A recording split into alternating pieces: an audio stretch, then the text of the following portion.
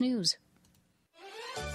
This is the famous footwear that everyone has on their holiday wish list. So don't wait to make it famous. Whether you're searching for their favorite character shoes or the hottest sneakers, slippers, and boots, Famous Footwear has the newest styles from Nike, Adidas, Crocs, Converse, New Balance, Birkenstock, Timberland, and more. Unwrap Famous today and make everyone's holidays merry with buy one, get one half off at your local Famous Footwear or famous.com. Some exclusions apply. Something magical happens when you unbox the best of British TV with BritBox. Stream acclaimed series starring Olivia Colman, Idris Elba, Sophie Turner, Matthew McFadden, and more of Britain's brightest talent. See what's inside, discover something remarkable, and uncover what perhaps you were looking for all along. Unbox BritBox and stream the best of British TV. Start your free trial at BritBox.com. The views and opinions expressed in this show are that of the show hosts, guests, and callers. They do not necessarily reflect the views and opinions of the staff and management of Wave 105 FM, Glimpses Media, or any of our partners. As we strive to provide quality, respectful, and engaging content, we welcome you to participate in the conversation. Thank you for tuning in to Wave 105 FM, the sound of Guam. Enjoy the show.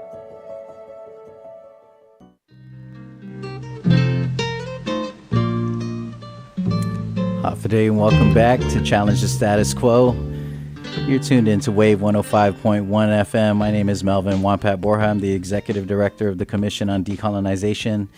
And we are back with another fun installment here in the studio. I got Harmony Polygonis and Byron Uggan, who are both staff at the Commission on Decolonization. And fortunately for you guys, we got a lot going on and a lot of cool stuff to talk about. Well, cool, I guess, is subjective, but interesting at least. Interesting is safe, I'd say. But yeah, we're going to be talking today about the Enhanced Integrated Air and Missile Defense System on Guam. There's been a comment period live, and we need it's a good time for us to start talking about it. But let me first hand it over to Byron Uggan, who's going to give us a little bit of overview of. Actually, you know what? Let's just start with real briefly. For those of you who are unfamiliar, it's kind of hard to be unfamiliar with this at this point. But the Enhanced Integrated Air and Missile Defense System on Guam, which is the official name from the federal government, is a project to, in short, beef up Guam's ability to intercept missiles or aerial threats, right? Primarily missiles. And it's a very complex system, has going to have great impact. But right now they're in their environmental, we're in the environmental impact portion of the project, right? As you know, Guam, as an unincorporated territory, we don't have mutual consent when it comes to military activities.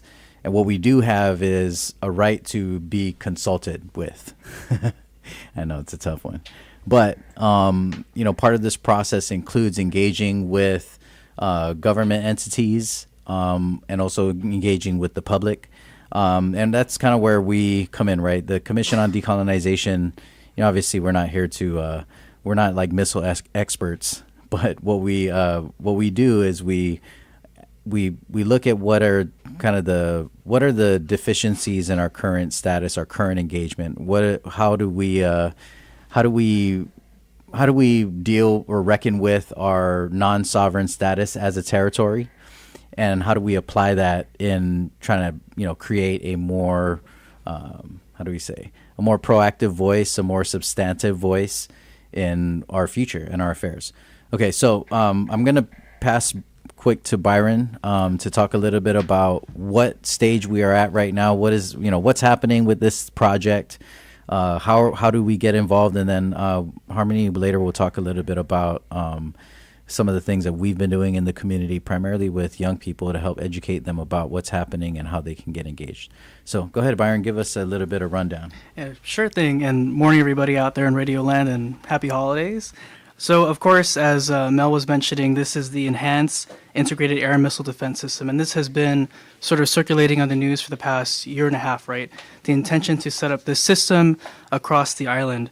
So, yeah, we're currently in the comment phase period for this draft environmental impact statement. So, just a bit of context for this as well. So the Department of Defense, through the Missile Defense Agency, released this environmental impact statement, otherwise known as an EIS. They put it out to the public earlier this year on October 25th, 2024. And this comment period for this environmental impact statement, there's about 75 days. So what that means is the general public, including the government of Guam, has 75 days to provide, 105 days. It's actually longer than usual. 105 days to submit comment regarding the phases of the project, some sort of concerns the public and the government might have for the project. And, these comments will be, duly considered, right? But this is, again, this is indicative of course, our status. We can only comment on our concerns, but we can't necessarily consent to these activities. This is the consulting phase. I need to get us a sound effect when you say something like that. Okay. Like the womp womp womp, you know what I mean? Oh, the womp womp. Yeah. Like, oh, you don't get to have a say in this. Sorry. Yeah. Womp womp. Comment duly noted. Yeah, we need some entertainment value because it's very hard to stomach. I'm sorry to interrupt. Oh no, it's okay. No, it's a downer for sure, absolutely. But again, this is the draft environmental impact statement. So once this comment period ends, the Missile Defense Agency, right. DoD will have that time to take comments into consideration, and a sort of final environmental impact statement will be issued. And sort of in the timeline that has been presented to the public, they're going to be issuing this other final statement probably sometime next summer, right? And the notice will be put out to the public, and we have another opportunity to provide comment again, right? But of course, that's sort of the timeline. What is this system? That's the question that we're all pondering as a community, right? We've seen it on the news. Right. We've had some experts who've commented locally about how efficient the system may be on Guam, why it's needed, the justification from the military. So yeah, I'll just read some direct quotes, right, that we've gotten from DoD for this. So that's their purpose and need. So this is a quote from them. So, quote, current U.S. forces are capable of defending Guam against today's regional ballistic missile threats. However, regional missile threats to Guam continue to increase and advance technologically. U.S. Indo-Pacific Command identified a requirement for a 360-degree EIMD capability on Guam, end quote. And another reason why they are justifying the need for the system is, of course, our geographical location. We've heard, of course, commentary, and we've heard this, phrase in the news that Guam is sort of the tip of the spear, right? Mm-hmm. We're this point in the Indo-Pacific where U.S. strategic military emphasis is put on Guam, right?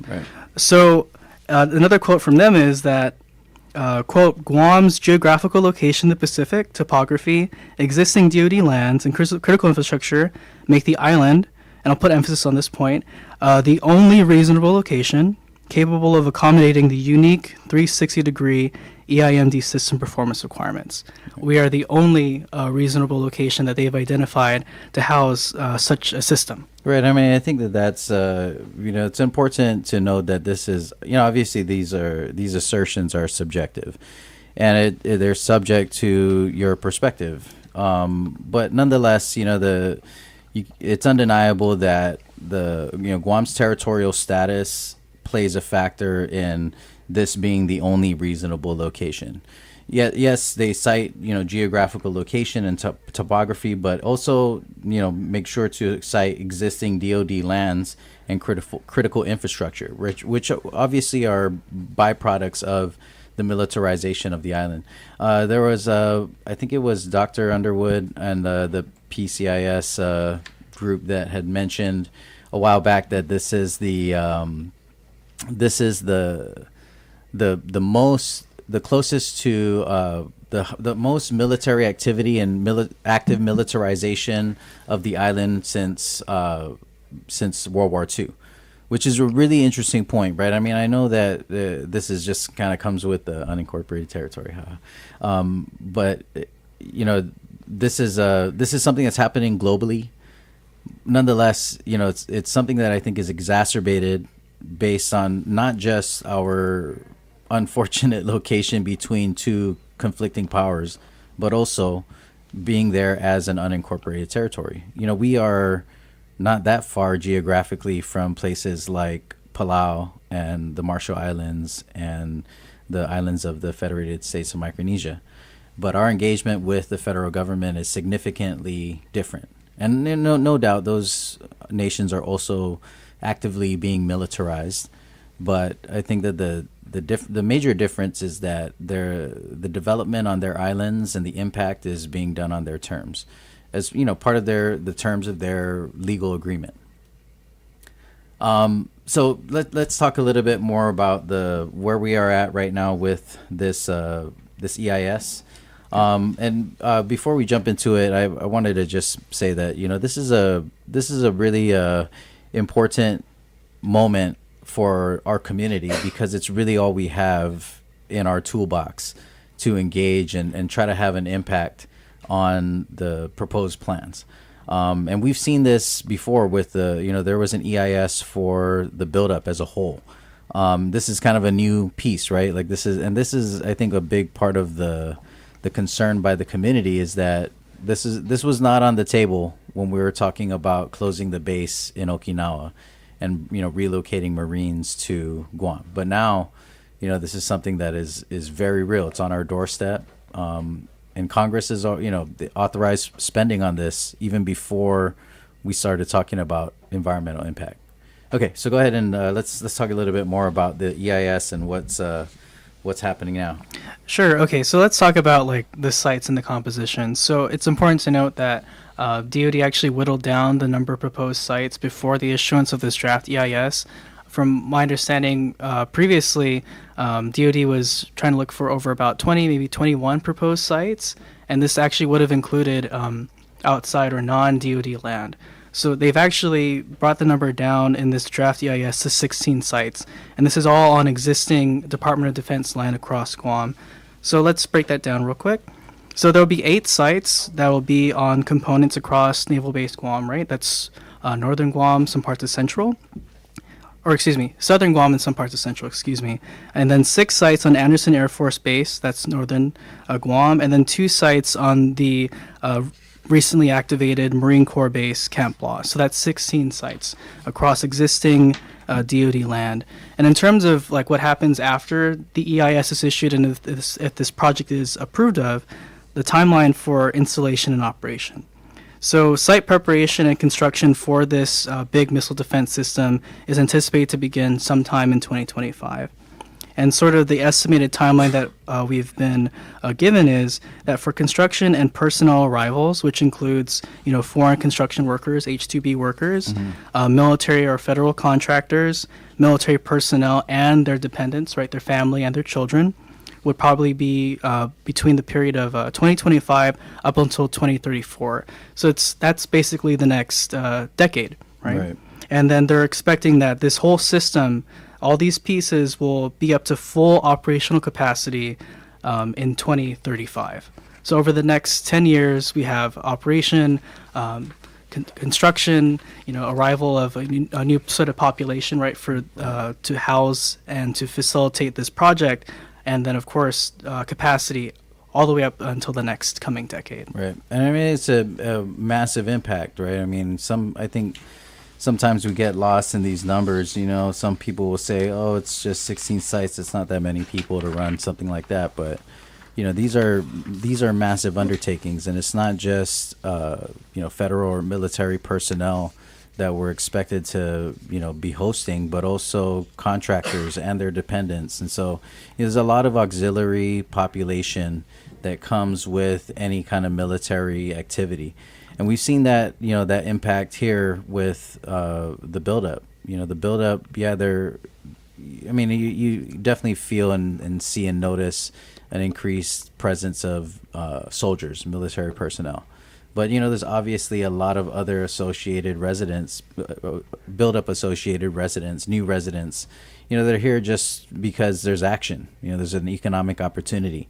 And we've seen the figures on the spending that's build-up related. Most of the money is being moved contracted outside of Guam. And the workers are also being flown into Guam. You know, that's been a lot of the conflict, even among the how do we say, the development proponents on Guam, our local development proponents. You know, it's been a point of conflict that the priority to get visa waivers for H2 construction is being primarily done inside the base, and considerations only for the federal government and federal projects, which is a challenge, I think, you know, because we're now feeling all of these other effects, ripple effects, you know, in terms of the cost of living going up, the affordability of homes, not just for rent, but also for purchase. You know, locals are not able to afford the purchase of a home. So let's keep on trucking. I mean, this is, I think, a lot of really good information for the community, because a lot of us, I think, get caught up in the kind of the fanfare of the, for lack of a better term, the excitement of the conversation is really, unfortunately, it is rooted and revolves around fear, right? We have this fear of impending doom. And so we're over here trying to figure out, okay, what do we do to protect ourselves, right? I mean, this thing is called a defense system, but you know, there's kind of the obvious question is, does a defense system make us more prone to being attacked? Are we posturing, and are we being seen as posturing? Which obviously I think it is a pretty clear yes. That at least that's how the rest of the world sees it, right? The rest of the world sees the militarization of Guam as offensive posturing, which is, or offensive too, I guess. But I think that's the counterpoint too, right? Is that a lot of people in the community have been asking for diplomacy, more deliberate deployment of diplomacy to resolve conflict rather than militarization of our islands. But nonetheless, this is the conundrum of being an unincorporated territory, is that we're not, we don't negotiate the terms of a project like this. We definitely can mitigate. But let's talk a little bit about that piece, the mitigation piece. I know mitigation is tough. But let's start with some of the potential impacts, or analyze direct and indirect impacts, and then we can move into what do we have in our toolbox that is viable. Yeah, okay. So the environmental impact statement, as daunting as it is, because it is intimidating, just more context to this. So when this EIS was issued to the public, it came in the form of 10 different volumes, right? The first volume is basically the heart, basically summarizing all the impacts and the areas they've identified, right? Direct and indirect. Right. That first volume is almost 700 pages. So it is a crazy amount of documentation and data to review. So before, or not saying before, after the DoD and MDA had scheduled 3 public meetings, it whittled down to 2 because of the disturbance that happened. So Harmony and I, we actually went to the Hilton, right, to visit this town hall, because that's what it is. It's basically like poster boards denoting the direct and indirect impacts. So they gave us a summary document of what it looks like. And then they had like poster boards with the direct identified areas, and they had personnel staffing. Right. So in that, they had different areas such as health and safety, cultural resources, terrestrial biological resources, and socioeconomics. They have other areas, but I'm pointing these out because as an office, the commission submitted its own comments to the Community Defense Liaison Office. They're taking the charge of compiling all the Governor Guam comments, right? And we'll be submitting it on the government's behalf when the comments are due. I'm not sure if I mentioned this earlier. I'll mention it now. The comments are due January 8th of next year. So we have a period of time, about 105 days, to review and comment on these things. So yeah, we can discuss the direct and indirect impacts, at least with these different areas that we provided commentary for. Okay.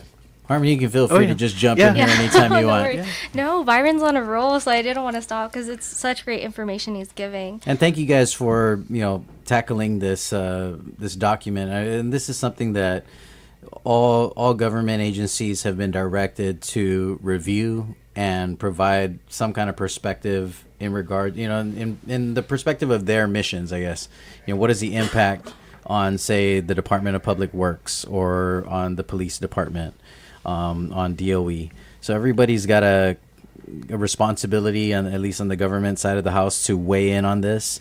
But this is also, this is their one and only obligation to us, and it's the one and only time that there's any kind of meaningful engagement between the federal government, the Department of Defense, and the general public. And so I can't stress enough that this is it's a very intimidating, daunting process, which I think is by design, quite frankly. But there are resources, and that's kind of that's why we're here. That's why we're having this conversation.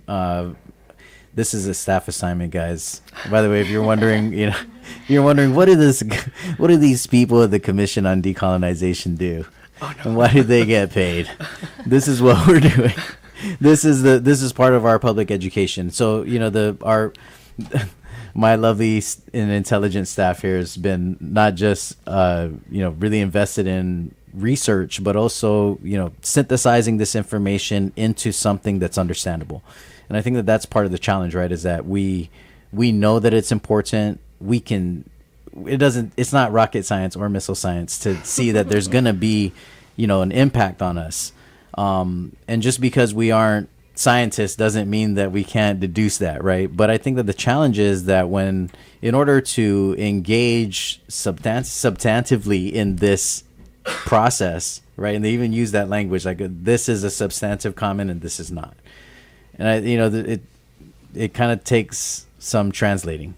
And I think that that's one of the things that we've tried to be very deliberate about at the Commission on Decolonization, is to serve as a resource for our community and our general public, to not only help them understand what this is, but to also to have an opportunity to engage. So yeah, let's get back into it. Let's talk a little bit about the impacts, but I really want to focus too on NEPA, which is the National Environmental Policy Act, and the National Historic Preservation Act, Section 106. These are two federal laws that fortunately they have some teeth, which is very different than a lot of our other engagement. Even at the highest level, guys, in Congress, we don't have the kind of teeth that we need because we're non-voting. But here, on this, at least in this framework and in this process, there are very kind of clear mechanisms through NEPA and Section 106, or the National Historic Preservation Act, that are functional and can be helpful. Okay, let's jump into it. Oh, okay, yeah. So we can discuss some of the comments that we proposed as an office, right, and some concerns we got. So we can start with like health and safety as an example. So what we cited, at least of concern for us, is the effect of properties outside of DoD, lands and fences, right? So one thing that the EIS presented is this term, right, this military term, sort of it's called like the explosive safety quantity distance arcs. It's like, what is that? So it's the acronym is ESQD, right? So that's supposed to be indicating where if an explosion occurs, right, on a site or a property, it's supposed to sort of denote like where the consequences of that explosion would happen, like what area or how much of an area would be affected if something would happen, right? An explosion, right? So that's what they've given to us in this EIS. So we commented on two sites which they've identified where this arc would fall within non-DoD property, right? That's not federal land. It's, it could be local government land or even private-owned land. So two of these sites that they've identified is one which is on Marine Corps Base Camp Bloss, right, in its southern portion, and another which is on Naval Base Guam, where Nimitz Hill is at. So first, with the site they've identified at the Camp Bloss is, so a proposed arc, right, for this, indicating where this debris or explosion could happen, it actually is going to overlie approximately 14.4 acres of non-DoD property, and they've identified it to the south and to the west. And for the second property they've identified on Naval Base Guam and Nimitz Hill is the ARC overlies approximately 26 acres of non-DoD property to the east. So that's something of concern, right? If Absolutely. these sites are impacted by an explosion, Right. property outside of the fence would be affected. So they've provided their own mitigative measure in the EIS. So I'll just read out a quote here from them. So, quote, for areas where ESQD arcs extend beyond an installation boundary, public access would be controlled by a restrictive easement, memorandum of understanding or an MOU, or an MOA or a memorandum of agreement with the landowners. In addition, appropriate signage would be installed to alert civilian personnel to the potential ESQD hazard. Procedures would be established to monitor the status of these areas. So that's the mitigative measure that DoD has provided, right? They're going to restrict access to these properties. They're going to put proper notice where these these explosive arcs are going to occur, and they're going to establish, procedures with existing property owners of these areas, right? But, we also provided our own comment as an office, right? And we provided our own recommendation.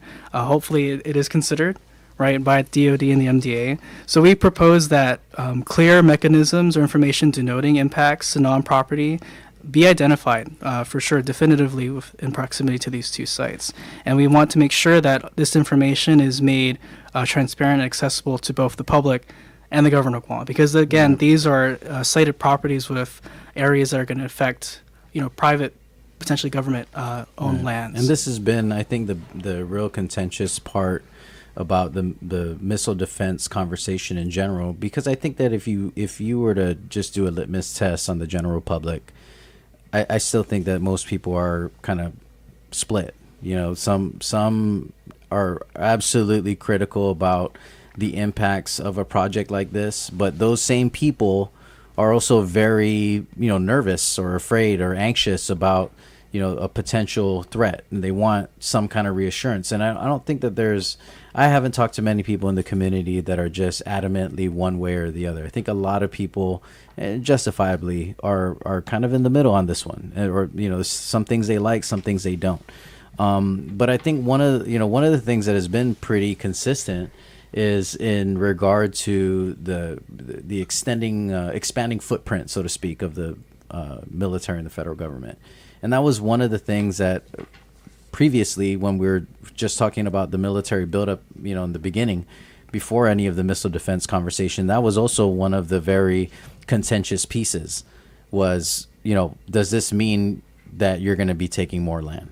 And I think that that's a very, very legitimate concern for the people of Guam, especially the native Chamorro people, right? I mean, the people of the native Chamorros have been displaced from a lot of land in Guam as a result of the military expansion and the building of these respective bases. And so, it's always a major concern, I think, and it's legitimate. But one of the commitments from the federal government, DOD, was that they were going to stay within their footprint, which, the what is it? The net negative, right, was the term that we were using a lot. Net negative is that they would not go beyond their federal footprint, and then they would actively work with us to have excess properties returned. Which, for the sake of this part of the conversation, to be fair, that did happen. Like, we've seen a significant return of federal properties, excess federal lands to the government of Guam, which is always a win, I think. I think anytime that we can get land back in a place where land is so finite and so important, it's great. It's a great victory for our people and our government. But that said, in my observation, it doesn't seem like a very equitable exchange. Like there's been a significant return of federal lands, yes, but there has also been a significant amount of imposition by the federal government on the people of Guam and the government of Guam for their ongoing military projects. And I think that this is, to also be fair, I think that this is one of those that the people are rightfully frustrated because this is, this was unseen. It for something as massive as this, you can't. There's no way you can convince me that this conversation hasn't been going on for a long time. There's just no way that I will ever buy any argument that tells me that, oh, we just figured this out too. There's no way. And I mean, even just look at the tails of the tape. The tails of the tape, it's clear, man. There's congressional approval for the spending, right? There are obviously strategic plans. There are manufacturers, that are locked and loaded, no pun intended.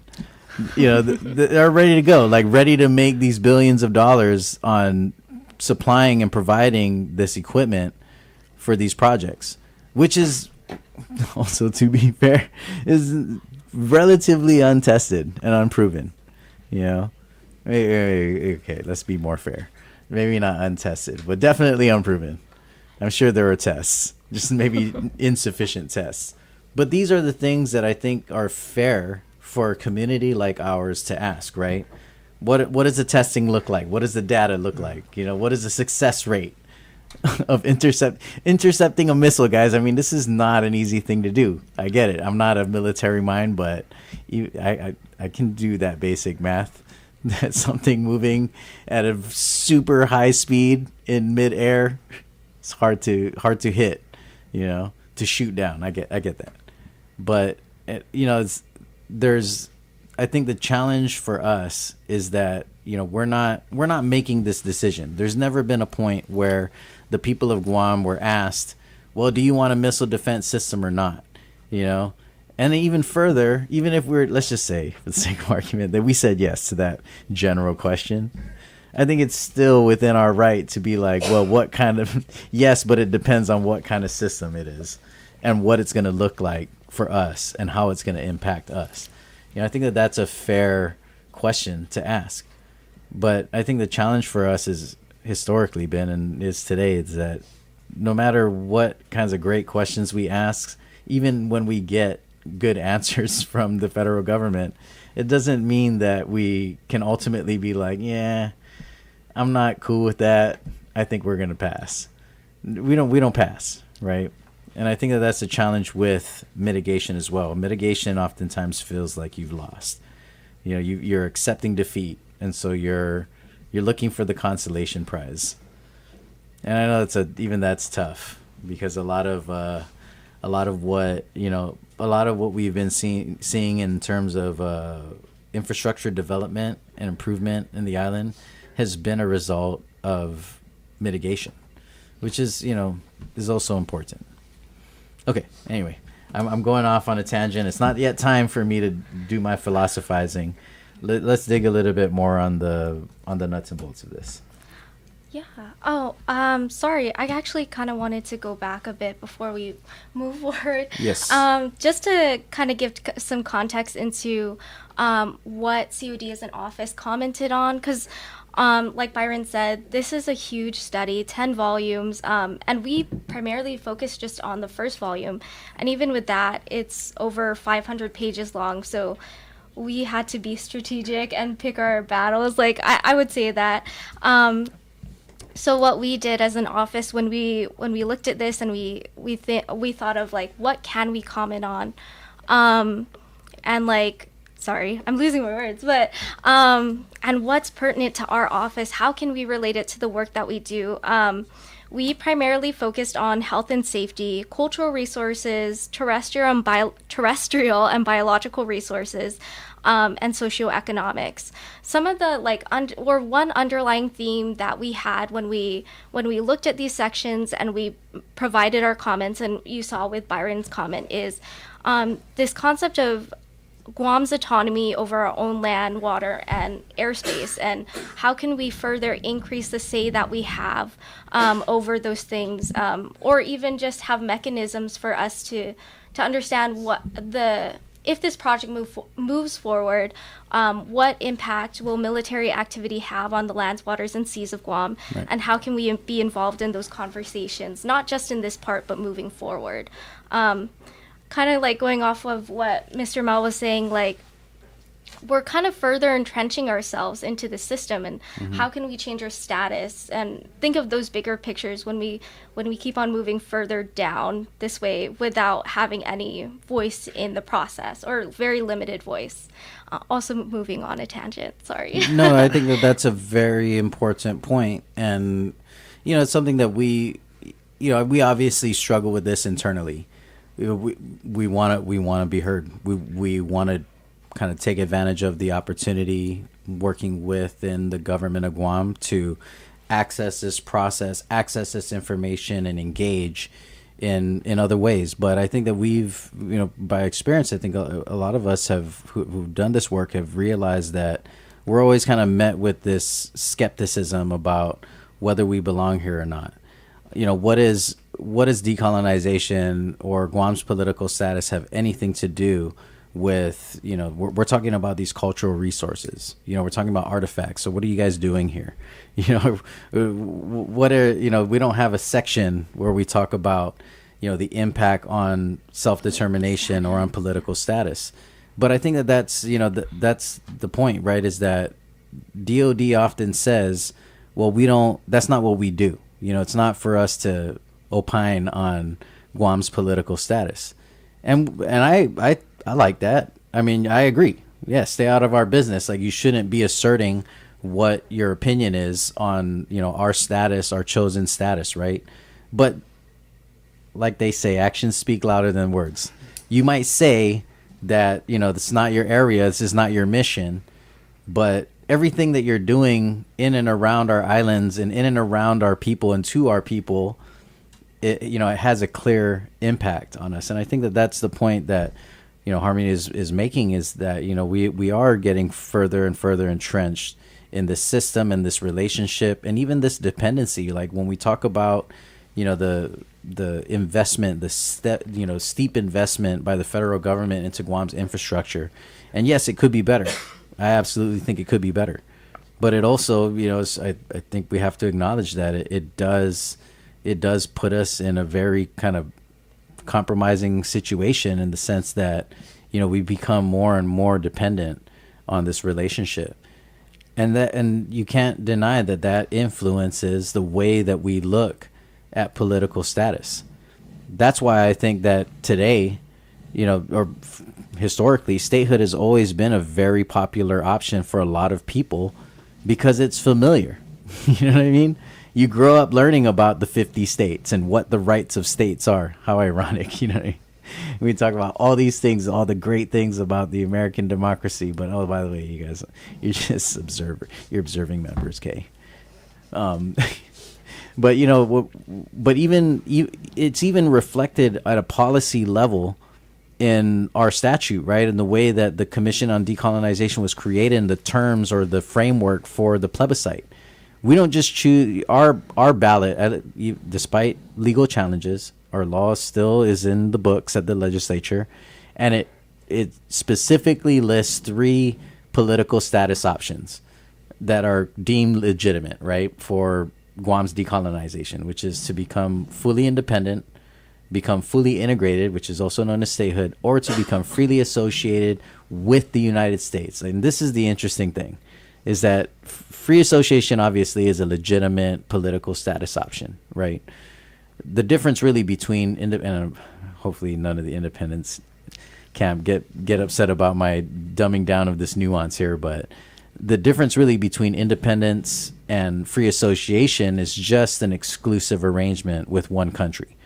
That's free association. Because in order for a nation to become freely associated, they first assert their independence and then turn around and say, all right, I'm independent, but I want to have this deal, this exclusive deal. Like, all of our neighbors in Micronesia are freely associated.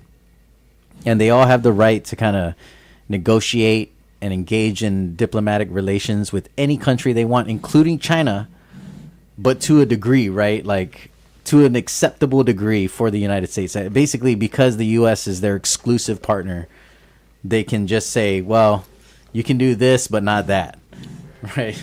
You guys can build gyms and stuff, but you can't be renting out land for their military, because that's, that's our area. And so, our ballot or our law says free association with the United States. And I think that that's a clear signal of where we were and where we are at socially as a community in the way that we see the future of our political status. You know what I mean? Like, why else would we put that that language directly into law? It's not even free association with, whoever you want. It's specific to the United States. And I really believe that that's because, we've been a colony of the United States for 120 years. Like, nobody alive remembers what it was like before we were a colony of the United States. Nobody's older than 120. So, I mean, this is all just, our idea of who we were is prior to that is being passed on to us, but being passed on to us by people who have lived in this American reality, right? So I think that's a very important point to make. Yeah, this is the unfortunate thing, right? It's this is not a substantive comment in this process, in the DEIS process, but these are things that I think are clearly important to us. They are important to the fabric of our community and the way that not only we see ourselves as a nation, but as the way we see ourselves as individuals and members of this community. These are the things that make a community a village and not just a group of people. Anyhow, Agree. Yeah, we're building, and they're also building next door. I'm hearing like. I was just about to message you. I was like, let me just find out what we can do, because she got closer. She was a little further, and I was like, okay. It's all good. You know what it is that we are reporting live from the firing range. Yeah. Way to add on that aesthetic there. I said it, yeah.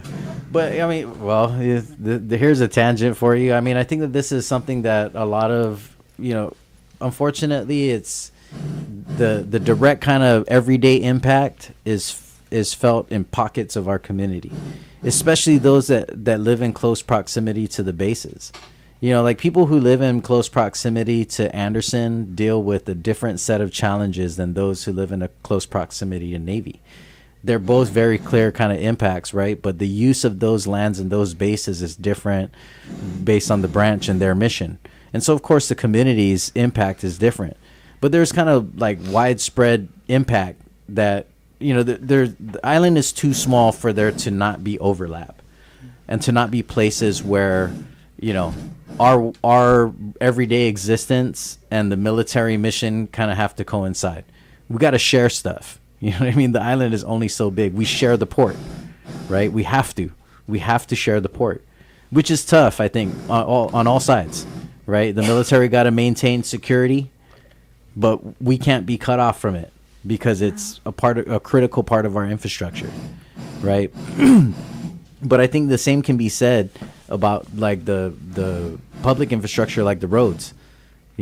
Marine Drive is like the vital pipeline for all of us.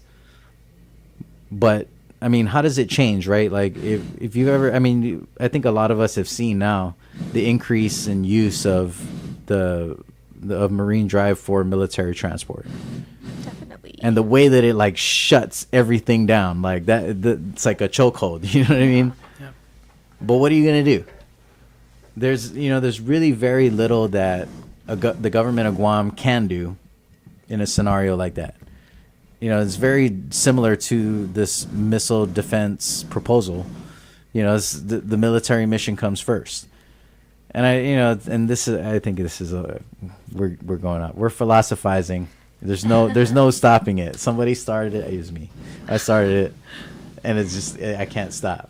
But I mean, you look at what we're dealing with now is clearly influenced by the way that we have been imposed on, and of course have also willingly bought in, and to some level. We have a very high enlistment rate and a very clear kind of emotional connection, not just a social and moral connection, an emotional connection to the U.S. Armed Services. And, it's hard to disassociate that. When people hear, even within our community, when we hear, each other, kind of being critical of the military, some of us get offended and feel like, you're criticizing my son or my relative who, is in active duty, which is completely understandable. I mean, I don't think it's accurate. I can say, at least for me from experience, that when I'm super critical of the military, I'm not being critical of the people who work there. Yeah, same. Like with my family, I had to make that distinction where we're not being critical of soldiers, but the system, Right. the bigger system that's imposing on all of us and creating this situation in Guam. Right. Yeah. And it's not a conversation, I think, that happens in a silo, right? Like, there are a lot of communities that draw parallels to what we're experiencing. I always thought it was a disservice that there was just not nearly enough communication between Guam's community and the Okinawan communities that dealt with Futenma Air Base. I think a lot of people on Guam could learn a lot from the Okinawan experience. And I see a lot of parallels between us and Okinawa. Okinawa is also a colony of Japan. They're not even Japanese, guys. I know somebody's getting educated. Your world is being rocked right now. There are people out there who still don't know this. Okinawans are not Japanese. Newsflash. Boom. What? They're totally colonized by the Japanese. They remain a colony today. And that's kind of inherent of in that scenario, in that situation, right, or that period of time when Futenma was opened there. That's how it all happened, right? Is that the United States and Japan became allies after World War II, but Japan still maintained control of Okinawa. And so when the United States wanted to negotiate U.S. military presence in a base, that's how they decided it. Well, yeah, put it over there. Put it over there in our colony. Don't worry, we'll work it out with them. And that's pretty much what the government did, is try to work it out with the local Okinawan community and figure out how to build this base. They built it. It didn't work out. Had a lot of problems. And the people were very clear, we don't want this anymore. We don't want this base anymore. And that's what ultimately put the pressure on the two governments, the Japanese and American government, to negotiate a bilateral agreement to close that base, with the caveat that it would be moved and reopened somewhere. They knew it was going to be here the whole time. They knew. I bet you they didn't sign the deal until they're like, yeah, we do. Hey guys, do we got Guam on lock? Yes, sign it. Sign it. Yeah, we got it. Okay. Like, what do you mean? Do we got it? Of course we got it, man. That's our territory. That's what happened, guys. You got to laugh about it. Otherwise, you're going to be super frustrated going into Christmas. It's not a good look. It's not a good look, listeners. Just got to laugh it off. Got to laugh this one off. Read some of this information and be strategic. That's how we're going to get ours. Period. Yeah. So, shoot, I'm philosophizing right into the top of the hour, guys. It's 10:55. Let's dip into let's lead into what we're gonna cover in the next hour. I got the crew here for the whole show, guys. This is their assignment today, so we're gonna be having this conversation. By the way, if you want to get in on it, maybe now is not the perfect time because it's short. If you got a quick one, the number is 922-1051 or 1052, and if you do the 1051, you can WhatsApp us. Technology. We're doing the thing, yeah. But we're here for the next hour to talk about the EIS. Real quick, maybe what we can do is just talk briefly about what is Section 106 and what is NEPA. I know we kind of explained that they're federal policies. How do we use 106? And we'll dive deeper into this in the next hour. But what is 106 and what is NEPA, and how do people use it to their advantage? Any one of you. Well, because we're short on time, maybe I'll just highlight what each of those federal legislation, the importance they have for the community. So for NEPA, which is National Environmental Policy Act, in Section 107 of that act, to quote, it says, each notice of intent to prepare an environmental impact statement under Section 102 shall include a request for public comment on alternatives or impacts and on the relevant information, studies, or analyses with respect to the proposed agency action. So again, just calling for the public to be involved in the process for creating any environmental impact statement that the federal government creates. And then NEPA, they're really close acronyms, but the National Historic Preservation Act in Section 106 says the views of the public are essential to inform federal decision making in this Section 106 process. So when it comes to our office and commenting for the public, we really just wanted to highlight that there is federal precedents and federal legislation that says the public should be involved in this process, and being an unincorporated territory doesn't stop our community from being a part of this EIS process. Right, which is really important. I mean, I think that's the point here is that this is adopted into law, into federal policy for a reason, right? And it's not ideal. We prefer the dignity of being a sovereign government, you know what I mean, being treated like we're fully self-governing, and just sit down and talk to us like normal human beings, right? Nonetheless, either we accept that inequity is, you know, it is and always will be, and we just kind of take this one lying down, or we figure out a strategic way to still have an impact and still have a voice, which is, you know, something that I think Guam has done very well historically. Despite our non-self-governing territory status, we've always kind of found ways to assert our sovereignty and our desire for self-government. And I think this is one of those ways. You know, we've seen our community and our government leverage NEPA and 106, 107 in ways that I think have been very helpful. There is no firing range in Paget today because we successfully went to town on NEPA and 106, 107, right? There's a lawsuit with Earth Justice and the Guam Preservation Trust with the federal government, right? And that ultimately is what shut that whole project down. I mean, there was a very robust plan for the firing range in Paget. And granted, it was a tough pill to swallow because right after we won that, the federal government just pivoted and was like, all right, we'll just do it in the Tech-10 now, which sucked. I acknowledge that was terrible. But also, guys, like we I hate to say it, but I feel like we lost that one back when the invasive or the Interior came in and took that land for what do you call it?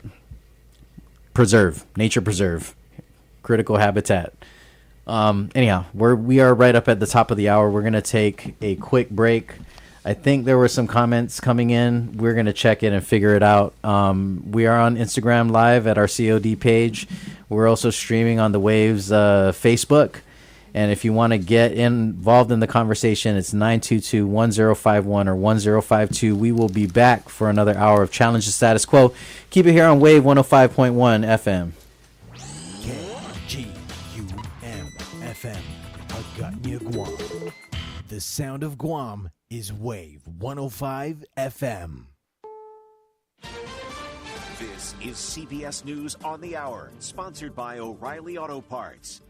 I'm Jennifer Kuiper. A partial government shutdown is scheduled to begin in 1 hour, and Senate Majority Leader Chuck Schumer has announced on the floor that Democrats and Republicans have reached an agreement that will allow them to vote on the continuing resolution before the midnight deadline.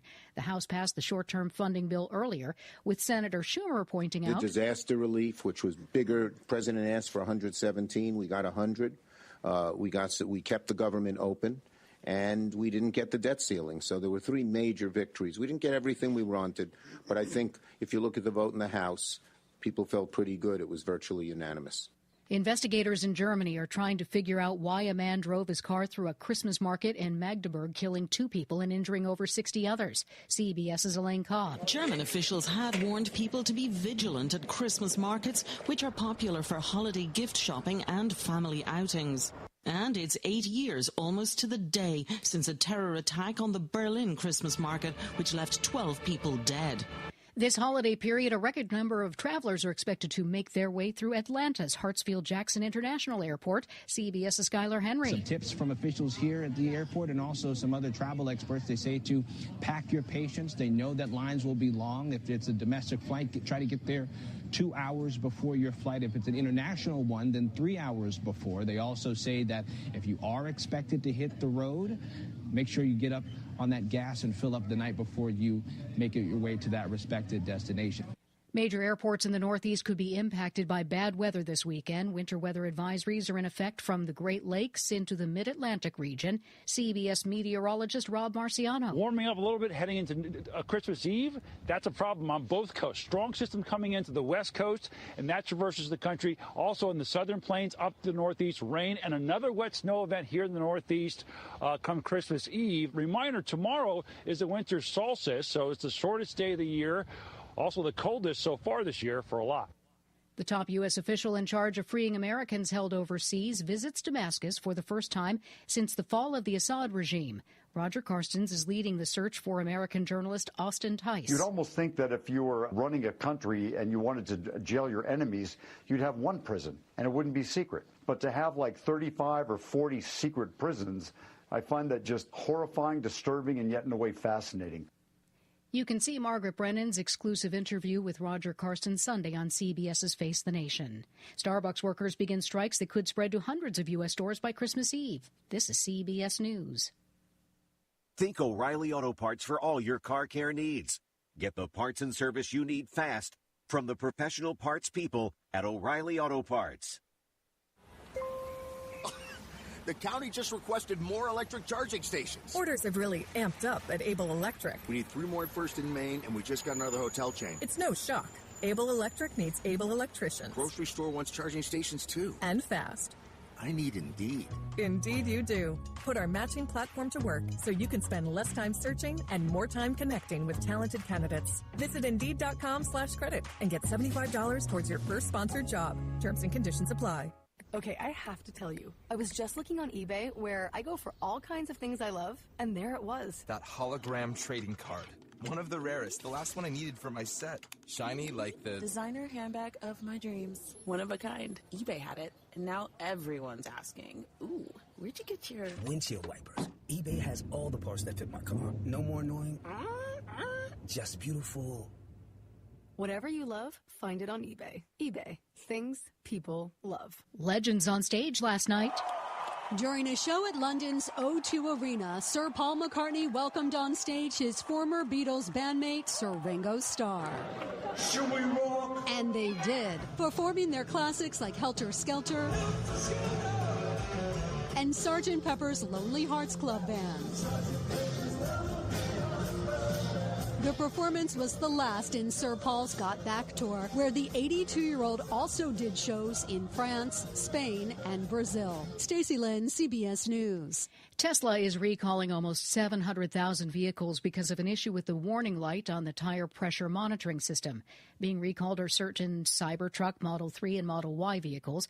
The issue is that the tire pressure monitoring system warning light on the vehicles may not remain illuminated between drive cycles, failing to warn the driver of low tire pressure, and it can increase the risk of a crash. Jennifer Kuiper, CBS News. This is the famous footwear that everyone has on their holiday wish list. So don't wait to make it famous. Whether you're searching for their favorite character shoes or the hottest sneakers, slippers, and boots, Famous Footwear has the newest styles from Nike, Adidas, Crocs, Converse, New Balance, Birkenstock, Timberland, and more. Unwrap Famous today and make everyone's holidays merry with buy one, get one half off at your local Famous Footwear or famous.com. Some exclusions apply. Something magical happens when you unbox the best of British TV with BritBox. Stream acclaimed series starring Olivia Colman, Idris Elba, Sophie Turner, Matthew McFadden, and more of Britain's brightest talent. See what's inside, discover something remarkable, and uncover what perhaps you were looking for all along. Unbox BritBox and stream the best of British TV. Start your free trial. Get yourself off Google. This is Soundbites, and I'm Alan Davidson. Ever Google yourself? You probably have, because almost everybody has. So try doing it again. But this time, take a good look at the results. You'll find addresses and phone numbers, names of people who live with you, all along with other names you might have used in the past. And if you can Google that information, so can everyone else. Now, if that makes you nervous, it should. So consider heading to deleteme.com and making your identity yours again. Delete Me is an easy, one-stop tool for purging sensitive personal information from search engines and from sites that scrape personal data from public records so that they can sell it on. But if those sites make it hard to purge your information, Delete Me makes it a lot easier at deleteme.com. With Soundbites, I'm Alan Davidson for CBS News. The views and opinions expressed in this show are that of the show hosts, guests, and callers. They do not necessarily reflect the views and opinions of the staff and management of Wave 105 FM, Glimpses Media, or any of our partners. As we strive to provide quality, respectful, and engaging content, we welcome you to participate in the conversation. Thank you for tuning in to Wave 105 FM, the sound of Guam. Enjoy the show.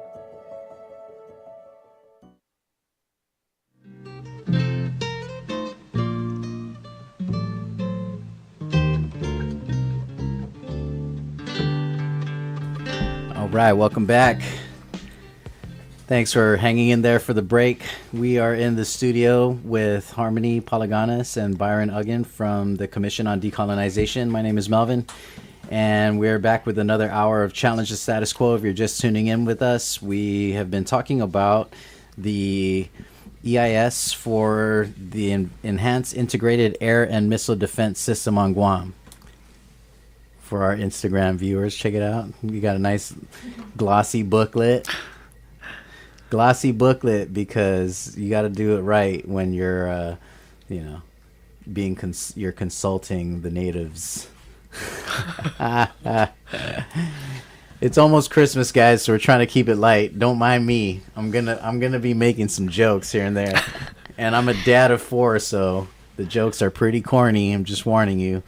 But yeah, we left off talking about the ways that we have used NEPA and Section 106, which is the Historic Preservation Act, to our advantage, and that's really one of the few tools in our toolbox that has any kind of substance that can be effective. We cited POGET earlier before we went on break. For those of you that weren't tracking any of this, in the beginning of the build-up conversation, POGET was the proposed site for the construction of their firing range, the Marine firing range. And that was challenged because POGET is the site, the habitat of the endangered 8-spot butterfly. That's why that's my favorite butterfly, guys. It's not even the prettiest one. No offense, 8-spot. You aren't the prettiest, but you're still my favorite. Yeah. Because you saved POGET. But I think that's that for me, that was the big victory, right? The moral victory, even though, yeah, we absolutely lost. As a result, we lost on the Tecton, which is still a tough pill to swallow. But, we gotta celebrate the wins, guys, because we don't always get them. And I think that was a, really beautiful example of the way that the community can have a viable impact on something that is normally just we're just along for the ride on, and this is a big one because normally the one thing that trumps military activity and proposals is almost always private property, because the military got to respect private property, right? Because that's the whole premise of why they have their land where they are, is even though it's stolen, like it's ours now, we got the title for it. So, we have every right to do this. Even on an international level, that's the way that the U.S. government kind of positions themselves in terms of the militarization of their territories or their colonies, right? Is that, well, this is still our land, and we should, we have a right to have a military presence. But this is, I also think, the important part of this conversation on missile defense is that there's a clear impact, an acknowledged impact on private property.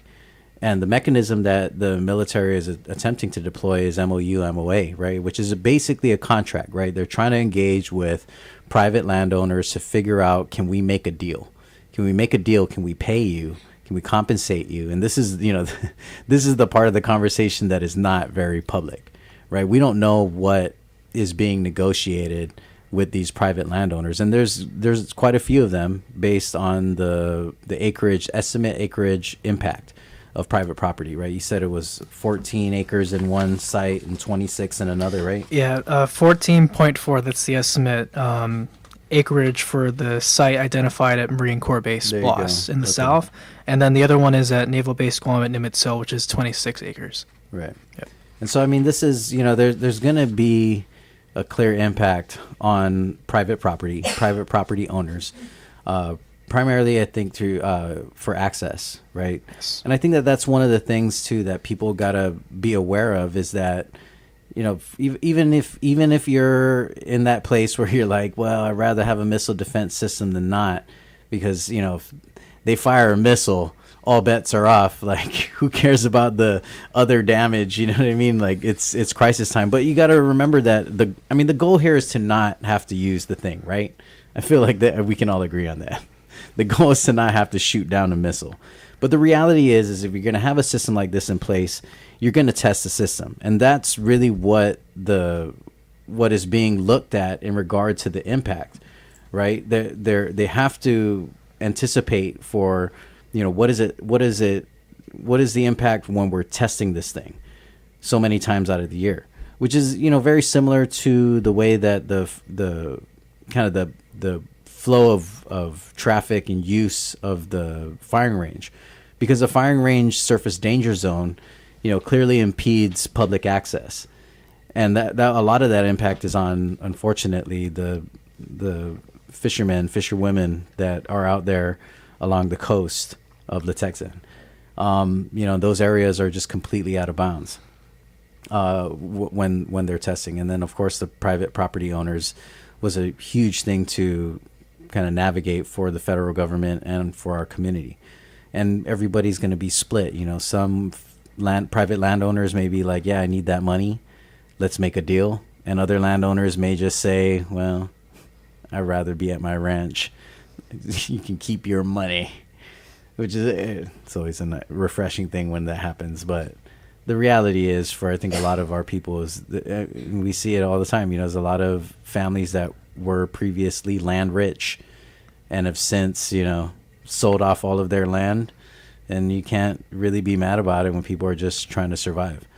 So let's talk a little bit about the some other ways that we're trying to get the community involved. I know, Harmony, you were leading the effort to create information for our young people and how they can engage. Which I just preface this by saying that I think that this is extremely important for the younger generation, especially because this thing is going to start next year, but it won't be in full effect for until the next decade, right? Yeah. Yep. Now, I think a lot of us are kind of looking at it like, okay, well, that's 10 years, right? It's a 10-year kind of thing we got to deal with. But there's a whole nother thing after the 10 years. The 10 years is just is building it out, right? Setting it up, making it work. And then the next one, the next kind of set of challenges we're going to deal with is the implementation of the system. The continued use of the system, the maintenance of the system, and all of the little things that kind of come along with it. So we will absolutely feel the impact as we're constructing it, right, and getting it into place. But there will be a totally separate kind of impact on our community while it's live, and who knows how long that is for. Yeah, definitely. Oh, sorry. I was just going to say that reminds me of a question I asked to one of the MDA officials at the town hall that Harmony and I were at Hilton. And again, this was one of Plan 3, but they made it just 2 community meetings. Mm-hmm. So I asked that question to one of the officials. I asked, so I know the intention is to build this out for the next decade, right? I asked, what's the sort of lifespan of this project? And the response I was given from this official was, we don't know. Yeah, because it's supposed to be forever and ever. Yep. I mean, usually that's just kind of the deal, right? Like, you put together a military installation for a certain purpose, to serve a need.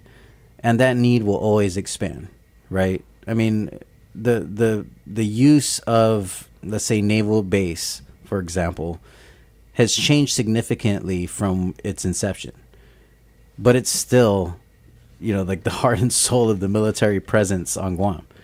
I mean, Guam, you could argue that Guam is just one big military installation. If you take the nautical miles of like sovereign ocean that the United States is able to train and play war games in, and has sovereign control over, our border, if you include those nautical miles, is bigger than the state of Texas. I mean, it's crazy. You think about it in that way. Most people think about, Guam is, so small. People think that, you can't, even if we had, say a fully sovereign or independent status, we couldn't float our economy by renting to treating the U.S. military like a renter, right? I say that's bogus. Personally, I don't buy that at all. I mean, first of all, they occupy like a third of the island, which is very significant. But when you incorporate the ocean, right, which is the value, I think. The value of Guam is that it's the biggest landmass in this huge expanse of ocean. Like, there's really nothing else quite like Guam in our vicinity. And so it's valuable to have control over that landmass, but you don't control a landmass and then just say, all the water that surrounds it is just fair game. You want to control that water too. That's the whole point, right? And so the value, I think, of Guam is astronomical. But, I really feel like we're being undersold, guys. That's my personal opinion. We're totally being undersold, undervalued. Or I don't think we're being undervalued. We're highly valued. It's just they're hiding the ball. Yeah, I think we can assert that, like our unincorporated status works to their advantage. And the continuity of that status is kind of desirable for the continuity of their projects in a way where, they don't have to pay for the land or rent it out. They only have to do MOAs or MOUs with certain like individuals or groups. But overall, the people remain in a status of inequity where honestly we don't have a say as a whole, as a people in the process. And they could continue to do what they want. Again, philosophizing. Even on a personal or community level, that's, when we think about ourselves, the undervalue or the underestimation, right? That's also part of the colonial mindset because we don't really have a grasp of how much we are valued, right? In this current arrangement that we have with the United States as an unincorporated territory. Yeah, I say big up to Micronesian Studies over at UOG. I feel like this is one of those things that, the more aware we are of our neighbors and our collective experience, the better we navigate this way forward. I really feel like there is some truth in the argument that Guam is just too small, too small of a nation, too few people. There is some merit in that, but I also think that the counter to that is that Micronesia as a whole, as a united whole, is potentially extremely powerful, politically powerful. I mean, just take Micronesia. Just take Micronesia and like shade that whole area on your map with your Sharpie. How big is that space? How big is Micronesia? And what is on either side of Micronesia? These are, you house superpowers on both sides. And it's been the human conundrum is how do you get across this ocean? How do you navigate this huge expanse of ocean? It's not a coincidence, guys, that we did this by starlight. We're like we're like the intended gatekeepers. You know what I mean? I really believe that, guys. I'm totally on that. Oceania peoples, we're special. That's right. I said it. We are exceptional. And we are the rightful keepers. But, that needs to be asserted. I think that we've found ourselves in a very clear kind of place where, the reality has been changed so much for us. I mean, you look at Pacific peoples everywhere, the world is turning to the Pacific for answers to the global climate crisis because islanders have thrived in our respective islands for centuries, in sustainable ways. And you know, you don't have to come up with these like new innovative solutions to achieve sustainability with native Pacific Islanders, because that's just how they are. That's woven into their culture and their realities, right? Ironically, we are the smallest polluters in the global climate crisis with the largest impact. And so, anyhow, this is something I really feel like young people absolutely should be engaged with. And if you're interested, if you're a young person or you have a young person in your family that you are listening for on our radio show, let them know and get them in touch with us. But let me pass real quick to Harmony, because I do want to talk a little bit about the efforts to engage with our young people and how we're trying to get them involved in the comment process.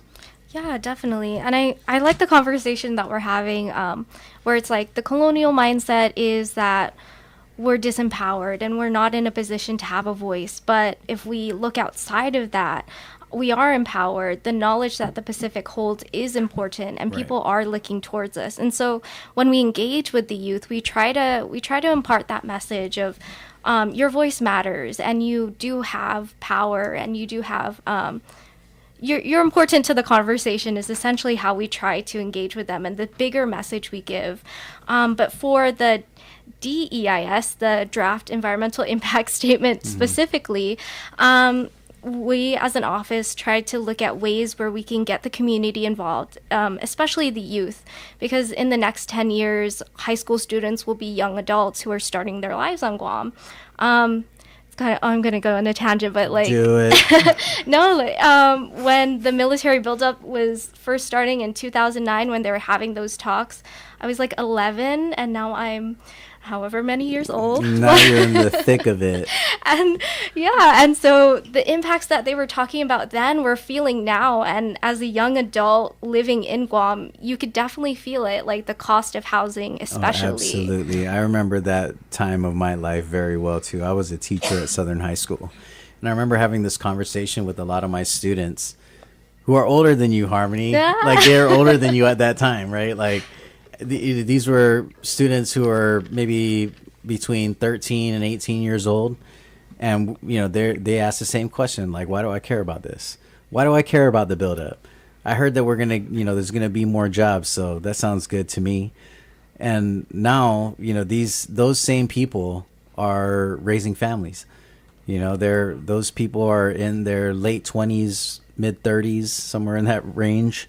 Right. I mean, those are the people who are really dealing with the daily stressors and the reality of life in Guam with this type of disparity. You know, those are the people that are contending with the housing crisis and the unavailability, unaffordable homes and cost of living.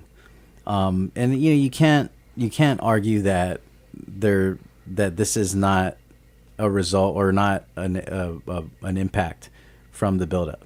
You can't. It's just not. It's not possible. It is not. You know, the cost of living on Guam is high. There's absolutely an impact felt by not just the buildup, but by our political status. You know, there are so many ways that even if we had decided as a people that we want to do this whole thing. We want to relocate this base. We want to go all in on a military expansion. We want a missile defense system. If we were fully self-governing, we could be doing all of these things on our terms, like entirely on our terms, you know, which is a totally different dynamic than what we're facing now.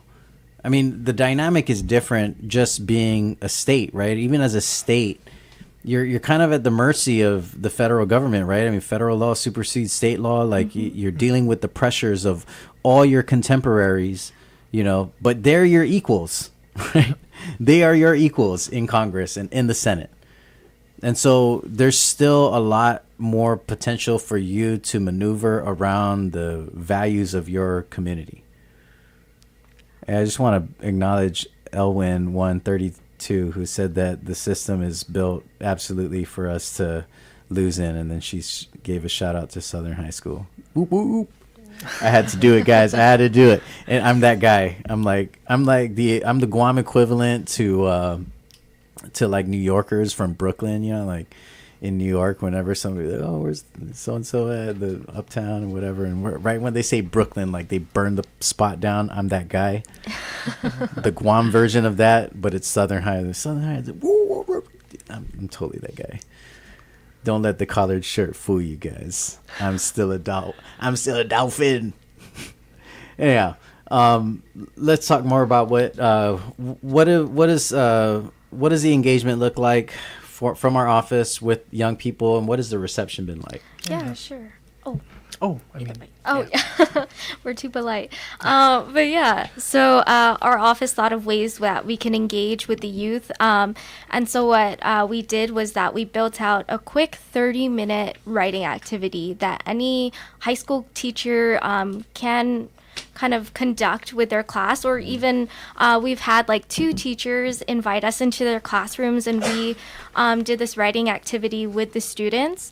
So basically the format is there's a presentation where we give a real basic rundown of what the EIS is, what this EIAMDS, a lot of acronyms, what this process entails. And then we try to connect it with students and their lives. So we look at specific sections within the study. One I'll give a highlight is like socioeconomic. So we look at what the environmental impact statement says about what the impact to housing will be, to public services will be. And we try to connect it to their lives, thinking in the next 10 years as young adults, do you think you could afford housing in Guam if there's like more people here and more resources being used? What voice will you have in the process to advocate for affordable housing? These are questions that we ask them to get them thinking about how will the system directly impact me? And so with that knowledge in mind, we invite them to write comments directly to the Missile Defense Agency, who is collecting comments until, again, January 8th. Yeah, and if you want to get down and the process is daunting, you can contact us. Period. Follow us on Instagram, on Facebook. You can reach out via email. What is it? guamcod@guam.gov. Yep. And we'll be happy to walk you through the process. We can send you links and screenshots. You can call us and we'll walk you through it. It's not that difficult. It is admittedly a little tedious. Again, I think by design. I really do. Sorry, go ahead, Hari. No, yeah, that was, if you want our help in the process, we have some resources available.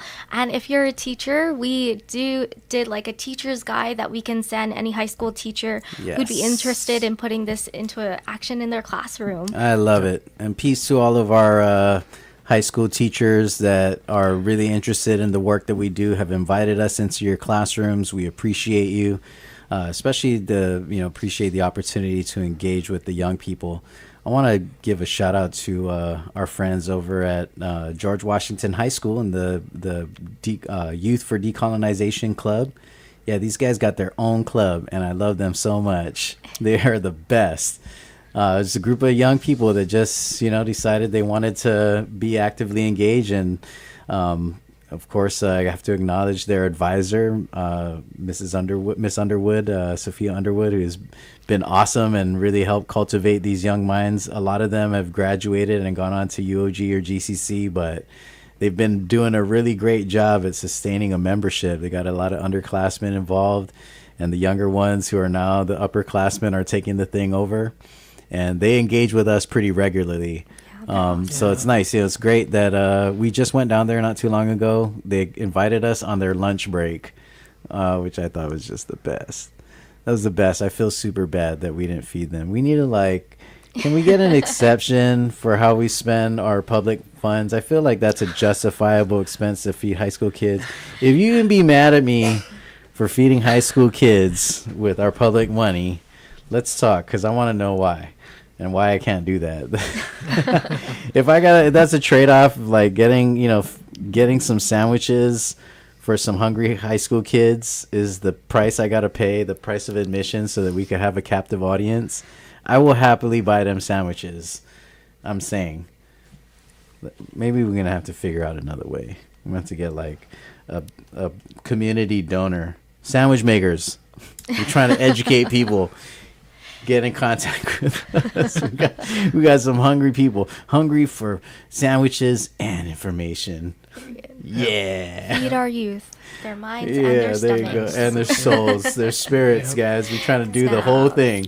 Holistic healing. We're with that. If you're interested and you want to get down with this conversation, the number is 922-1051 or 1052. You can WhatsApp us. I don't know if I missed any of the comments on the Instagram feed, but if I did, get at us and I'll get right back to you. I swear. Same thing, Facebook. If you're on the Facebook feed, let us know. You can ask questions. We'll be happy to answer them. By the way, if you were one of our regulars on Wednesday, we are not on Wednesday anymore, as you can see. We are not. This is our new spot. So every Monday we'll be on from 10 a.m. to noon, same time in the day. Just switch to Monday.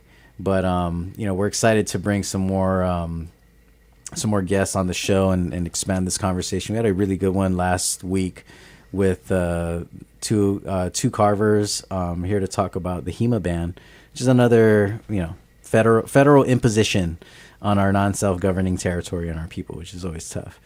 Hey, peace to Jardine. Just commented that that's the best use of public funds, feeding our island's youth. See, we got one supporter, guys. We got one supporter.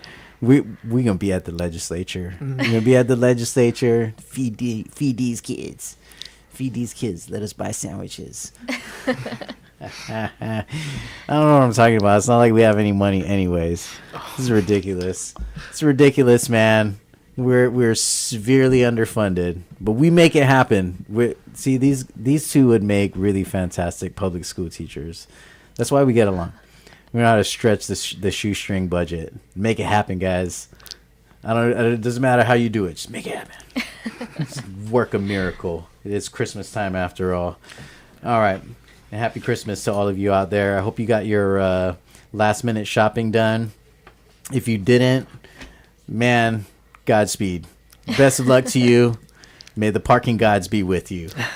And don't choke nobody on Christmas Eve and find yourself on the naughty list. It's not a good look, guys. You don't want to be celebrating like that. It's not going to work out. Think about your kids. But again, thinking about the kids, I did want to talk a little bit, since we totally got time to run through this, but I did want to talk a little bit about the cultural resources impacts. This is always a big issue because I think it's one that unfortunately is in hindsight for a lot of people. But the entire island of Guam is considered a historical property. Like every single inch of this beautiful island is considered historical in nature. And because of that, anywhere that you put a shovel down, there's a pretty good chance that you're going to discover something, like either artifacts and in some cases even human remains. And we've done some things that I think have been helpful in spite of the inequity, right? Because again, as a territory, we are also disempowered in this way because we're not covered under something called NAGPRA. NAGPRA is a Native American Graves Repatriation Act. Graves and Remains Repatriation Act. Something like that. Federal legislation. Doesn't apply to us because we're a territory, even though we are clearly, we fit the definition, right? Outside of being a territory, we absolutely fit the definition. But that we don't get those same kinds of considerations. Now, despite that, we have done some cool things, I think, on a local level. Like right now, since 1990, any human remains discovered after 1989 or 1990. Don't quote me, it's one of those. But it's been long enough that everybody knows the deal now. Anytime you discover human remains, they have to be reinterred in the site that they were found or an proximal site that's better for public access. So there have been cases where human remains were found and they were not reinterred exactly where they were not just left alone and like reinterred, right? They were moved. But those are rare cases. Oh, I shouldn't say rare. They are exceptions, and they're usually only done if it gives the people, the public, a better opportunity to pay their respects, to mourn, and to learn. Like one example I can tell you is down in Maleso, there was a construction of I think it was a GPA substation, and they discovered human remains. And instead of, the substation has to be gated. And so instead of reinterning in the site they found it, the station I think was already built, if I'm not mistaken. I can't recall. This is way before my time. But what they ended up doing was coming into an agreement with the mayor of Maleso, because the mayor maintains the Santa Maria and Camelin Park, which just so happens to be right next door to the substation. And so they basically made an agreement that they would reinter the remains in the Santa Maria and Camelin Park, because it's open public access. And then that way the people could get to it without having to hop the fence or to get GPA to open it up. But no matter where you reinter after you find human remains, you have to basically you're building a naftan, like a memorial, a solemn place of remembering. And you're supposed to put up information like, what is it that you found there? What do you know about it? Of course, because we also have to determine are the remains indigenous Chamorro remains, or are they associated with World War II? Because there's unfortunately quite a bit of human remains from the war conflict, for obvious reasons. And so that's that's part of it. But even like the way, this is the thing, right? It's one of the things that makes me proud of our people is that even though we're not covered under NAGPRA, the way that we handle it when we're dealing with somebody else's remains, we totally do the anaphemalic thing. Like, we handle it with such supreme dignity. And we do this a lot, particularly with the Japanese government, because there are, some of the World War II remains we find they're either going to be Japanese soldiers, Chamorros, and in some cases U.S. soldiers. But when we determine that they are, remains from the war that belong to Japan, we have worked with the government and the U.S. government to have those remains returned with dignity, which unfortunately is not. It's rough. We do the right thing. We treat others the way we want to be treated, but we don't always get that reciprocated, which is tough for sure. But in regards to, there's a significant amount of sites, a significant amount of disruption, right, that has to occur in order to build these sites. And so we know there's going to be discovery. And I just wanted to talk a little bit about, what does that impact look like for us, and what do we do? In the past we've seen the repository, for example, is a great kind of moment where we got some kind of substantive mitigation, right? That's the heart of the repository project, is that the military acknowledged we're going to disrupt a lot of stuff in all these projects that we have planned, including the Camp Blas and the firing range and everything, you name it. We're going to find things. So one of the things that the government asked was to build out a repository. The repository, for those of you who are unfamiliar, a repository basically is like a high-tech storehouse for artifacts, for the preservation of artifacts. Now, usually what happens is that when, let's say, a construction company goes in, they start digging, they find artifacts. What they do first is that they should have archaeologists or contract archaeologists to assess, is this historical in nature? Is this from World War II? Is it from the Lati period? What have you. And then what they do is, after it's been assessed, if they determine that it has historical value, they work with the SHPO's office, the State Historic Preservation Officer, their team to process it into their inventory, right? So they basically assess everything that was in there. They catalog everything. If it has to be removed, then it goes ultimately to the Guam Museum, where I also kind of sort of work at. I'm the president of DCA also. So I work with the team over at the Guam Museum. Shout out to our Guam Museum team in the SHPO's office for doing the impossible task. It never ends. And there's just always something to curate, to build a story for, to put on display, because there's just been so much disruption over the years. And so, the repository basically is a mitigation measure, right? It's a $12 million mitigation measure. But there's obviously continued impact beyond that $12 million investment. The Fed's already paid what they got to pay, right? They've settled their bill.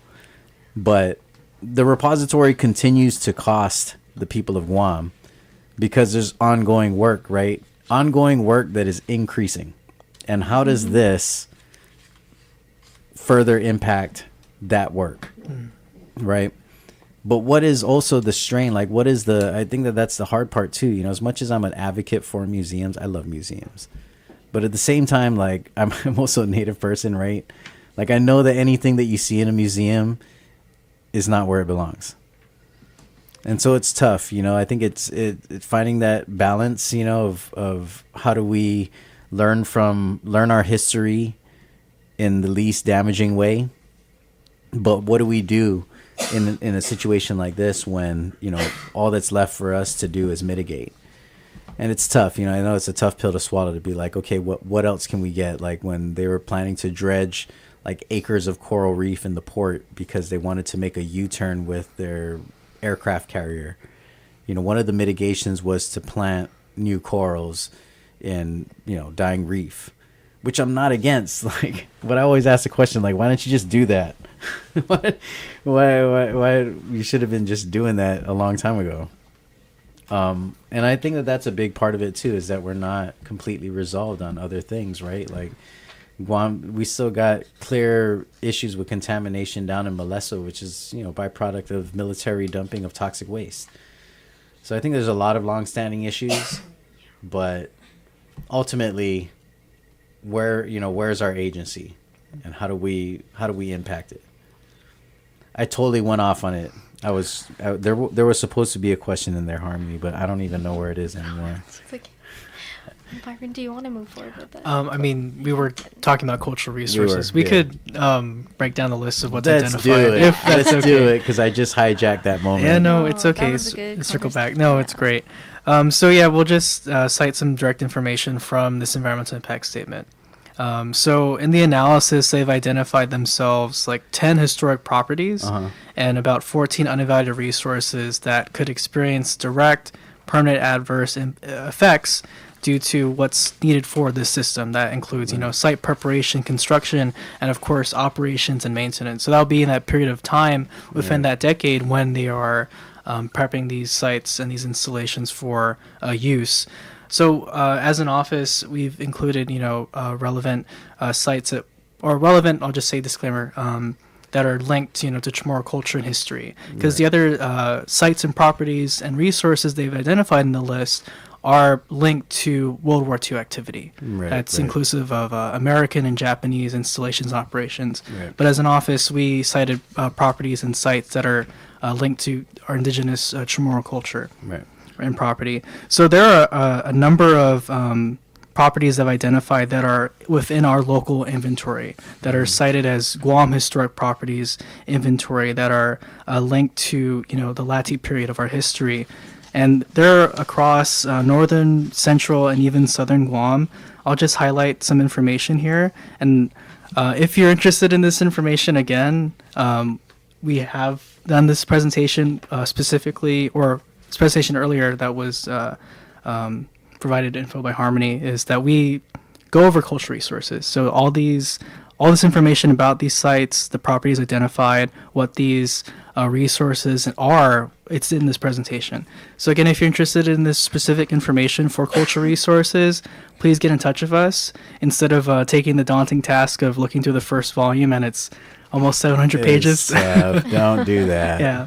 Come contact us because we've done the diligence of making this information as accessible as possible. Yes. Yep. That's why these guys went and got educated, yo. For you, people of Guam. It was for you.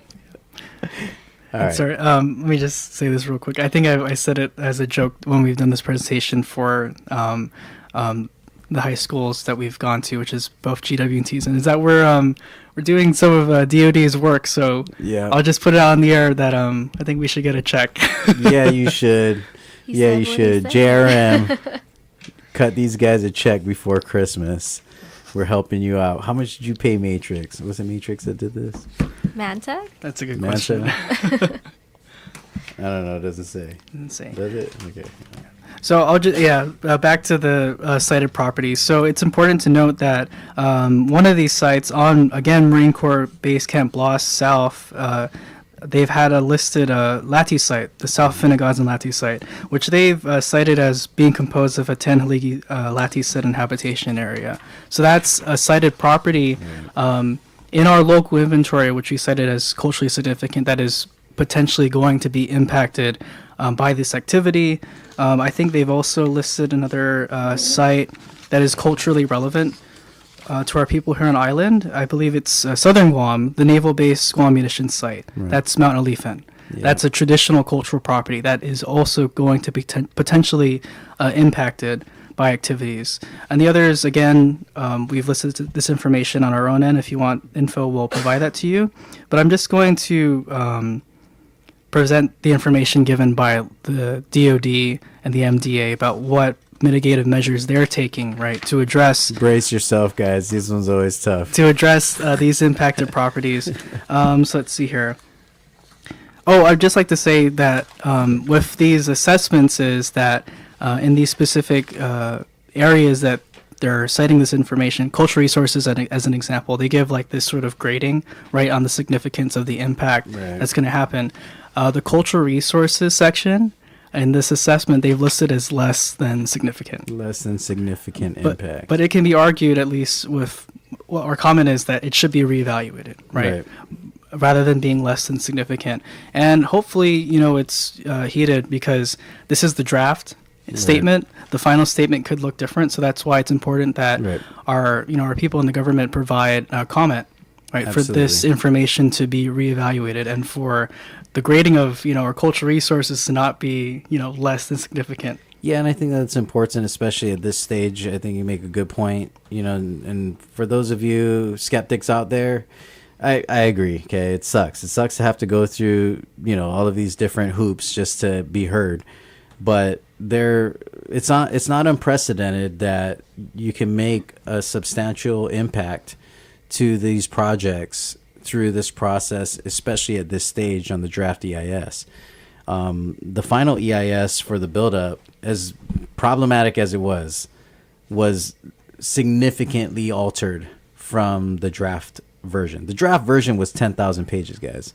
10,000 pages. They gave us 90 days to read it. And so, all things considered, this is as tough as this one is. It's not nearly as voluminous or daunting as the other one. But there are important steps along the way that we can be proactive. And it's not to say that we just kind of, learn how to shuck and jive and do the thing with Uncle Sam. But, I think that we still apply our own self-motivated, driven strategy, priority-driven strategy, while still being aware. I mean, I think that's just the burden of a colonial population, right? Is that we have to kind of figure out our own way, but we also have to learn how to play the game and then figure out where the delicate balance is between the two, which is not an easy thing to do. But we got some smart people, so fear not, my friends. There is hope. All right, let's go. We got about 10 minutes left. Okay.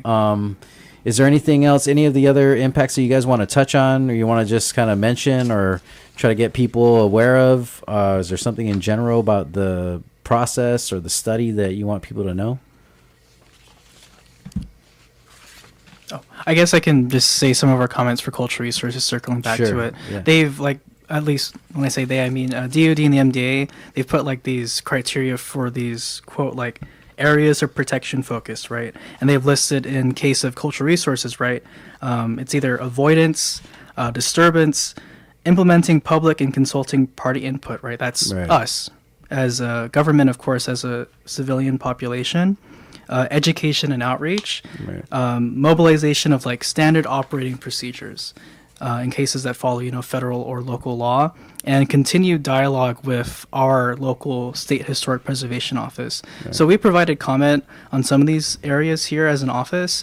So if resources or sites or properties are disturbed, they should be, appropriately, or I'm sorry, let me circle back to this. Procedures should be followed in due course. One of these things that we recommended is that, the existing cultural repository, right? That if these resources have to be transferred, in cases of disturbance, they should be appropriately transferred in concurrence or in working with, our relevant local agencies. That's Department of Chamorro Affairs, that's the State Historic Preservation Office. And this should be done through a memorandum of agreement so that local and federal parties are working in conjunction with each other. Yeah, and you need to foot the bill too.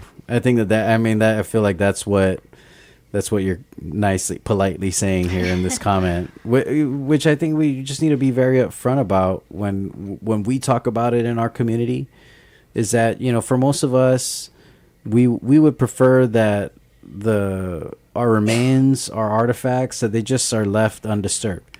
Honestly, that's the fun of it for me. You go out hiking around the island, you go to these historical sites, and when you find pottery and you find sling stones or you discover the latte, you're just supposed to be there. It's one of those things. You got to be there. You got to be present. You absorb it all. It's like a gift. I've always felt like that. I just have accidentally found a latte site hiking in the jungle. It's like this was no accident. I was just somebody was leading me here, and I'm not.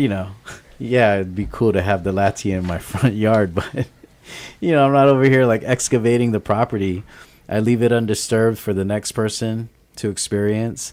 But in situations like that we are in now, we don't get to impose our cultural protocol inside the fence, or in a place that is controlled security. And so, we have to figure out a way to strike a delicate balance. And in situations like these where we rather these artifacts be destroyed or preserved, it's an easy choice, but there's a cost associated with preservation. And I think ironically, like all of us in the territories, like even our museum standards are dictated by the Department of Interior. Those are the museum preservation standards that we use, is based on the DOI handbook for museums. And so, there's obvious curation costs, preservation costs associated.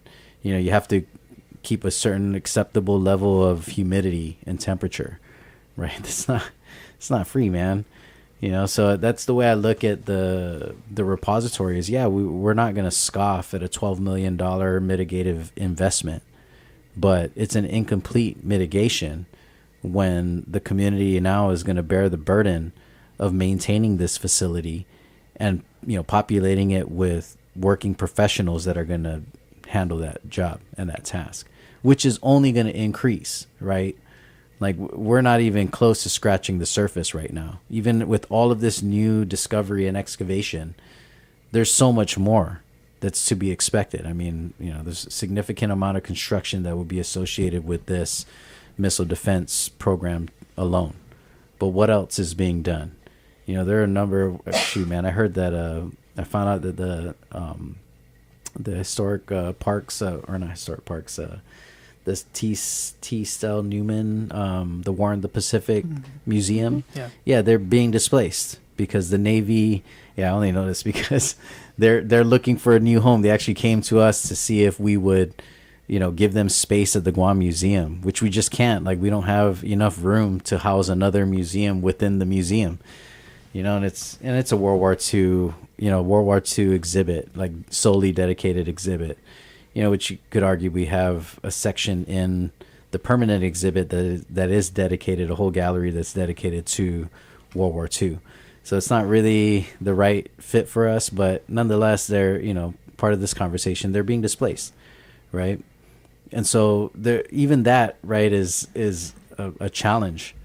And I think that should also be a part of the mitigation, is how do you not allow that, that part of our history to be erased. There's this clear kind of investment, right, in remembering the war and that experience on all sides.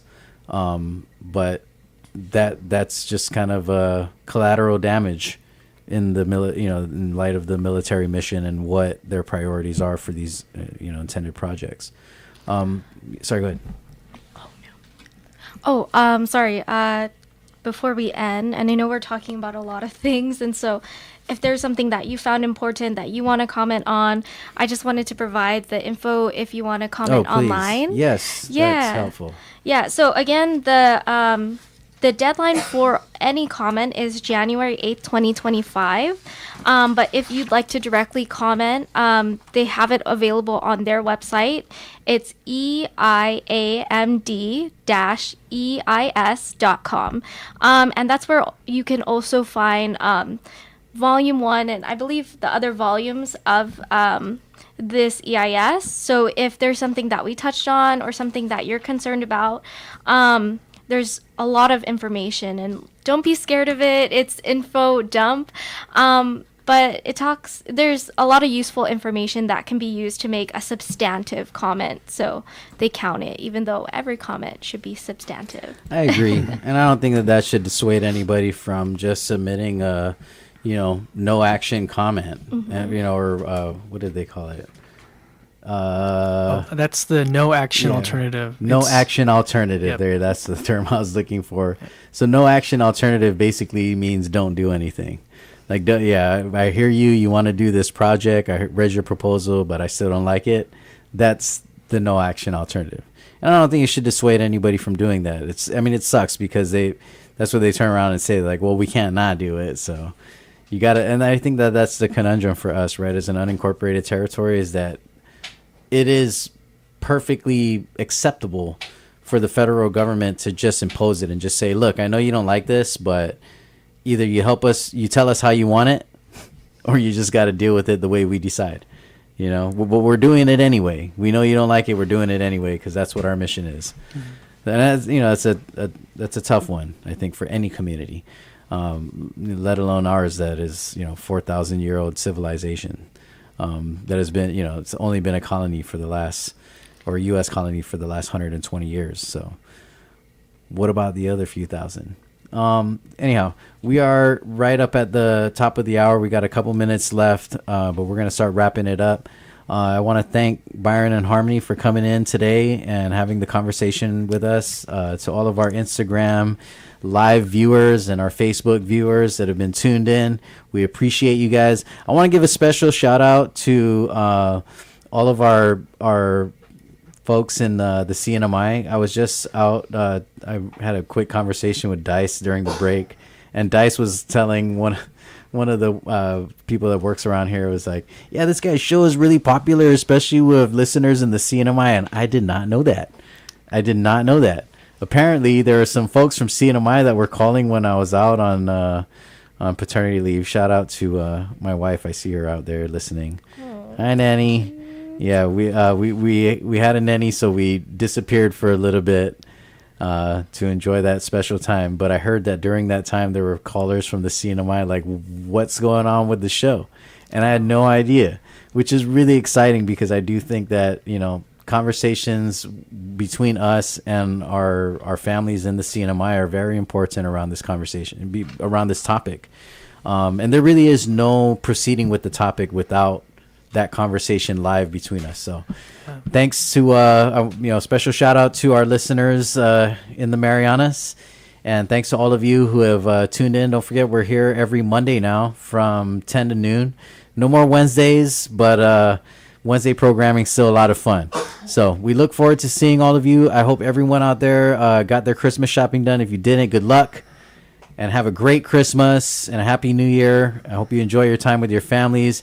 Reese, thank you, Reese. I appreciate you for being here with us. You guys have a great one. Keep it live. 105.1 FM.